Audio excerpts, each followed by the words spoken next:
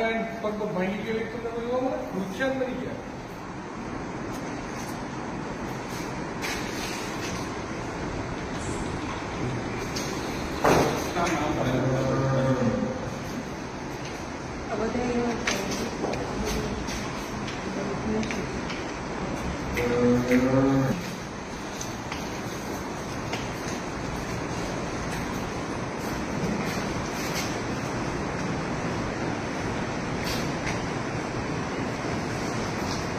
અંત્રોલી પાંજરાપોળ કે જ્યાં લગભગ 3000 કરતાં વધારે ગાયોને રાખવામાં આવી છે અને એમાંની આ જે ગાયોની પરિસ્થિતિ આપણે જોઈએ, એમને શું ખાવા દેવામાં આવ્યું છે, શું એમની હાલત છે, આ ગાય કદાચ મર્યા વાતે જીવતી હોય એવી અહીંયાની આ તમામ ગાયોની પરિસ્થિતિ છે. તમામ ગાયોમાં મોટાભાગની ગાયો કે ભેંસો જે કોઈ છે, આંતરડાઓ બહાર નીકળી ગયા હોય ત્યાં સુધીની ભયંકરમાં ભયંકર ખરાબ પરિસ્થિતિ આપણી સામે છે. આ ગાયોને તમે જોયું જીવ નામની વસ્તુ ખાલી કહેવા પૂરતી રહી છે એવી આની પરિસ્થિતિ છે. એટલું મૂંગું અને અબોલ પશુ, એના ચહેરાને જુઓ તો પણ એની ઉપર દયા ઉપજી આવે.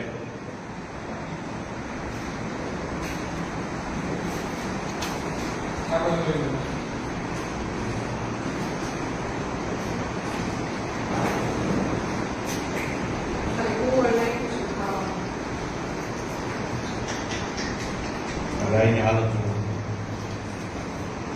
જીવ છે કે નહીં એ પણ ખબર નથી. મર્યા વાગે જીવે છે. એને ખાવા માટે આ કુવળ નાખેલું છે, જે કુવળ દાબામાં નાખવાનું હોય.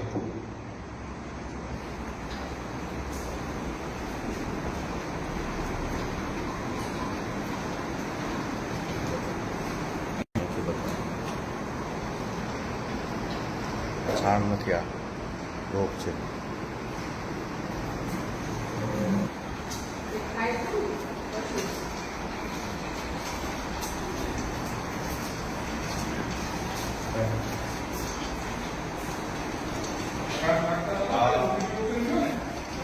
આ ગાયોની હાલત વિચલિત કરી દેને કોઈ જોયું હોય. અને આ આખા ભારત દેશની અંદર ગાય એટલે કે એને રાષ્ટ્ર માતા જેને આપણે દરજ્જો આપવા માટે ખંડનીય છે, એ ગૌ માતા આપણા સંસ્કૃતિ મુજબ, ધર્મ મુજબ જે માતા છે એની આ પરિસ્થિતિ. અબોલ પશુ, એની પીડા, એની વેદના એ માત્ર અને માત્ર એના સિવાય કોઈ સમજી શકે નહીં એવી ભયંકર પરિસ્થિતિ છે. પણ એ પોતાની પીડાને બહાર આપી શકે એવી પરિસ્થિતિ નથી, બોલી શકે નહીં એ હાલત છે.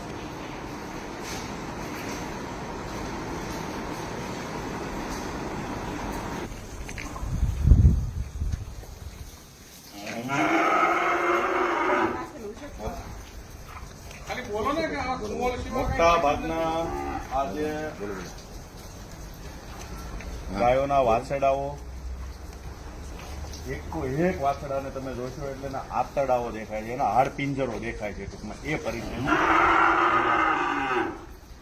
કોઈ વાછરડાને ખાવા માટે કુવળ નાખેલું છે. કુવળ સિવાય શું છે?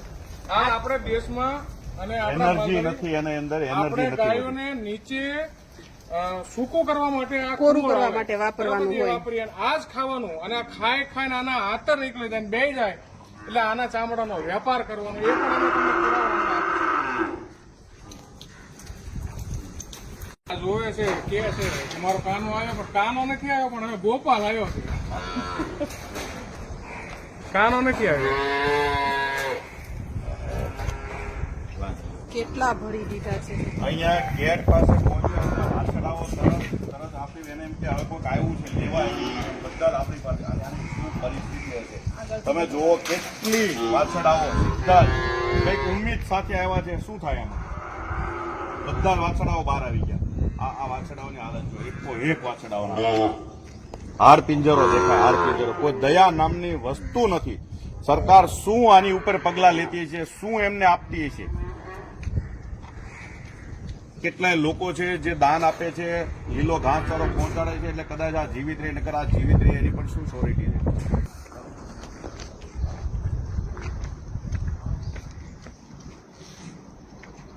ખાવા માટે આ ખોળ વપરાય છે.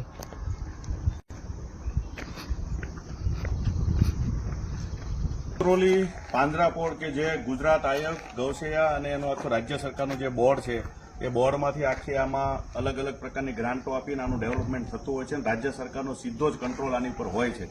પરંતુ ત્યાં કોઈ એવું પરિપત્ર કે એવું કોઈ વસ્તુ નથી હોતું કે અહીંયા જે ગાયો છે એના ચામડાનો વેપાર કરવામાં આવે. અહીંયા જે દ્રશ્યો દેખાય છે એક્ઝેક્ટ પાછળના તમારા તમે કદાચ જોઈ પણ ના શકો. આ ગાયોના ચામડા છે, આ ગાયોના ચામડાઓ છે અને અહીંયા બાજુમાં જ કાપી અને એનો વેપાર આ ગૌશાળા, તમે જેને ગૌશાળા નામ આપ્યું છે પાંજરાપોળ, ત્યાં જ ગાયોના ચામડાનો જો વેપાર થતો હોય તો ખરેખર આ કેટલું નિંદનીય કૃત્ય, કેટલું હીન કૃત્ય અહીંયા થઈ રહ્યું છે અને કોઈ વ્યક્તિ આના માટે બોલવા વાળો નથી. અહીંયા કપાય. આ કપાવા વાળી આખી જગ્યાઓ છે.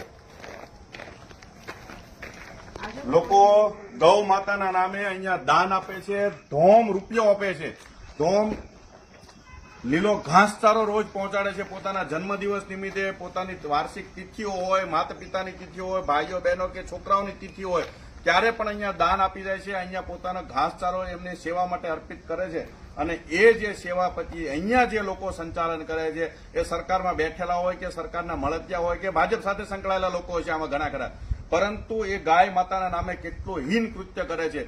આખા શહેરમાંથી વિવિધ જગ્યાઓથી ગાયોને પકડીને એમને તંત્ર દ્વારા અહીંયા મોકલવામાં છે અને અહીંયાથી આખો કરોડો રૂપિયાનો ખેલ થતો હોય ને એવી સ્પષ્ટ ચિત્ર અહીંયા દેખાય છે. કારણ કે કોઈને ગાયોના ચામડાનો વેપાર કરવાનો હક છે જ નહીં અને એ વેપાર અહીંયા બહુ સામે દેખાતો હોય એવું આ આખું કેટલ શેડ છે. આ તમે જે દેખાય છે અહીંયા લખ્યું છે કે ગાયોને રાખવા માટેનો આ શેડ છે. અહીંયા કોઈ ચામડા કાપવા માટેનો આ શેડ નથી. કેટલ શેડ 14 નંબર લખેલું છે અને એની અંદર જે પરિસ્થિતિ જોવો તો કોઈ ગાયો નથી પરંતુ ગાયોના ચામડાઓ છે. આ મીઠાના ડગલા કેટલ શેડ બનાવવામાં આવ્યો છે. આમાં કઈ જગ્યાએ કેટલ શેડ લાગે છે અને આ વેપાર કોણ કરી જાય છે, કોના ચોપડે ચડે છે? શું આ જેટલા ચામડા વેચાણ તો શું આ પાંજરાપોળમાં એના નામની કોઈ આવકો આવી છે ખરી? એક પણ જગ્યાની આવકનો હિસાબ નહીં હોય તો આ અહીંયા આટલા બધા ચામડાઓ દેખાય છે ગાયોના કાપેલા, તો આની વિરુદ્ધમાં કોણ એક્શન લેવાનો છે? શું પોલીસ આ બાબતે જાતે ફરિયાદી બનીને તપાસ કરશે કે રાજ્ય સરકાર પોતે ફરિયાદી બનશે આની વિરુદ્ધમાં? આ સૌથી મોટો સવાલ છે ને બધું જ ભીનું સંકેલવાની તૈયારી થઈ જશે. જેવા અમે અહીંયા પહોંચ્યા છીએ એમને ખબર પડી કે ગાયોના ચામડાના વેપારની આ વાત ચાલુ છે, તરત એકબીજા લોકો અહીંયાના મેનેજરો એકબીજાને કોન્ટેક્ટ કરવા માંડ્યા, ફોન કરવા માંડ્યા, લોકોને બોલાવવા માંડ્યા છે કે અહીંયા જે ગેરરીતિ થાય છે કોઈ લોકો આવ્યા છે ને એને ખુલ્લો પાડવાની કોશિશ કરે છે, પરંતુ કોઈથી ડરાય એવી પરિસ્થિતિ અમારી છે નહીં. અમે ડરવાના નથી અને આ રીતની ઘટના કોઈ પણ સંજોગોની અંદર ચલાવી શકવાની નથી અને નથી. આ જે ઢગલો દેખાય છે, આ જે કુવળ છે, આ કુવળ આપણે દાબામાં દાબો પૂરો કરવા માટે નીચે નાખતા હોઈએ, એના માટે વપરાશ કરતા હોઈએ છીએ. પરંતુ આ કુવળ અત્યારે આ ગાયોને ઘાસ નાખવામાં, એને ખોરાકમાં આ કુવળ આપવામાં આવે છે. તમે પહેલા વિડીયોના માધ્યમથી જોયું કે ગાયોને એને ખવડાવવા માટે આ કુવળનો ઉપયોગ થાય છે. જોકે અહીંયા લીલું ઘાસ મોટી માત્રામાં આવે છે, છતાં એનું ક્યાં કઈ રીતે ગપલો થાય છે ત્યાં કુવળ નાખવું પડે એ શરમજનક બાબત છે. કુંવળ સિવાય બીજું કઈ નાખતા જ નથી.